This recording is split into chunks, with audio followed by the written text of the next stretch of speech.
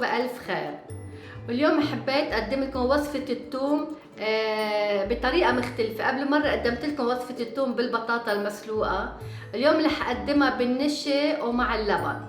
بس بليز اول شي ما تنسوا تشتركوا معي بالقناة، تكبسوا على الجرس او على كلمة سبسكرايب، وتعملوا لايك اذا حبيتوا الفيديو. ورح نبلش. ولحتى بلش اعمل هالوصفة الثوم بحاجة لكباية مي، بحاجة ل3 ملاعق زيت نباتي، وبحاجة لنص ملعقة صغيرة ملح، وربع كباية نشا كورن ستارش، وبحاجة لنص كباية لبن بلان يوغر، لبن سادة من دون نكهة، وبحاجة لتوم 6 حصوص توم. هلا التوم لانه في منهم بعض الاوقات بيكونوا حصوص كبيره وفي منهم صغيره، حطيت الميزان حدي لحتى احط لكم اياهم على الميزان. لازم يطلعوا 20 جرام تقريبا. رح امسك لكم الميزان لحتى تشوفوه. وهيدا الميزان هيك بدالكم متذكرين، لانه ايام حص الثوم يا بيكون كبير يا صغير، سو هيك على الميزان بيطلع اكزاكتلي المقادير. هلا اول شي لازم اخلط المي مع النشا بالطنجرة لحتى اغليهم على النار ليشتدوا. هيدا المي وهالنشا الكورن ستارش بدي دوبهم، وهلا بدي انقل على الفرن لنروح على المطبخ.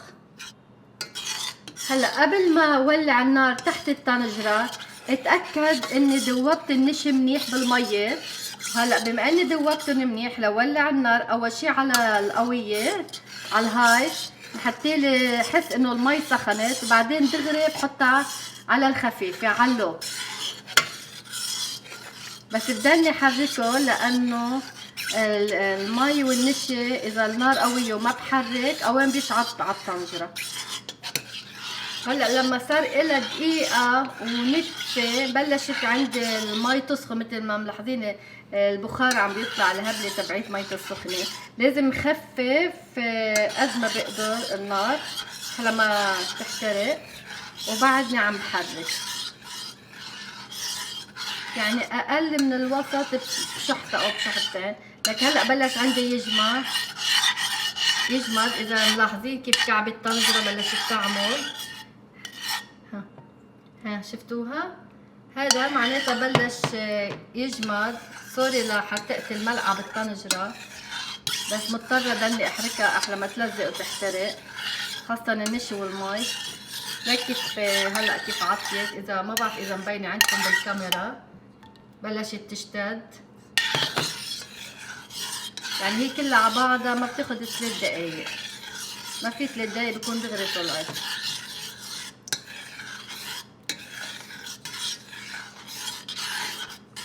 هلا بلش عندي يشتد النشا بالمي. هذا بس نشا ومي لوحده. هلا بتشوفوا لونه بصير يفتح. لك كيف صارت تشتد اذا ملاحظين، لك كيف فيه. وانا هلا حطيتها على عيار، انا عندي العيارات تاع رقم 2 انه كتير خفيف. هلا لك كيف اشتدت. ابيتها عن الغاز مع انه كتير خفيف، حطيتها بس خايفه يحترقوا. بس الطنجرة سخنة سو بحركهم على سخونة الطنجرة. لك كيف صاروا، لك صاروا هيك. هلا خليني شوي بالطنجرة بس رح اطفي تحتهم. طفيت تحتهم بس بعدها ايدي عم تحركهم، والنار مطفية. هلا اكيد بس يسقعوا رح يجمدوا اكثر. بدي اشعكم كيف صاروا. هولي هن بالطنجرة. هلا بدي انقلهم على كاسة وحطهم بالجاط في مي وثلجة لحتى يسقعوا بسرعة لاقدر فرجيكم هن على الفيديو، حتى ما عوق فيهم كتير. اوكي هلا برجع لكم. وهلا من بعد ما حضرت النشا وحطيت النشا والمي وحطيتهم بالكاسة، هون حطيت مي وثلجة لحتى يسقعوا عندي بسرعة. هلا بتركهم شي نص ساعة وبرجع لهم بكونوا سقعوا، بس كل شوي بحركهم. في شغلة أنا نسيت لكم عنها، إنه بدي كمان ملعقة حامض.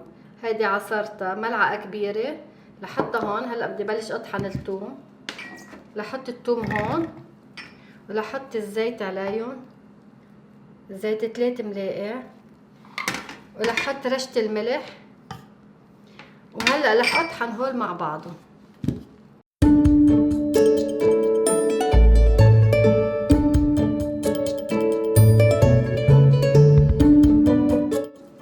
هلا طحنت الثوم مع الزيت هي هون. هلا بدي احط النشا اللي عملته. هلا هذا النشا بدي احطه فوق الثوم اللي طحنته.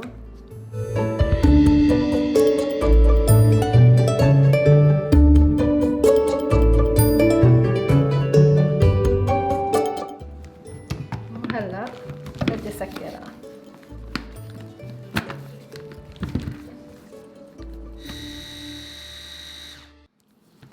وهلا بدي اشوف اذا انطحنوا ببعضهم انجبلوا. وهلا فرغهم بالكاسه وبحط عليهم اللبن. وهيدي نتيجة الثوم مع النشا بس طحنتهم والزيت. هيك بدهم يطلعوا قبل ما احط عليهم اللبن لاشعكم. هن هول طحنتهم. هلا بدي فرغ عليهم اللبن. هيدا اللبن بلين يوغورت، هي نص كباية. بحركهم كلهم مع بعضهم.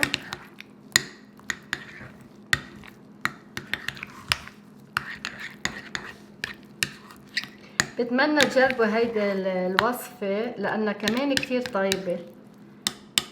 طيبة مع الدجاج، طيبة مع اللحمة المشوية، طيبة مع السمك، طيبة مع الكفتة المشوية، مع كل المشاوي طيبة. بدي احركهم منيح النشا مع اللبن.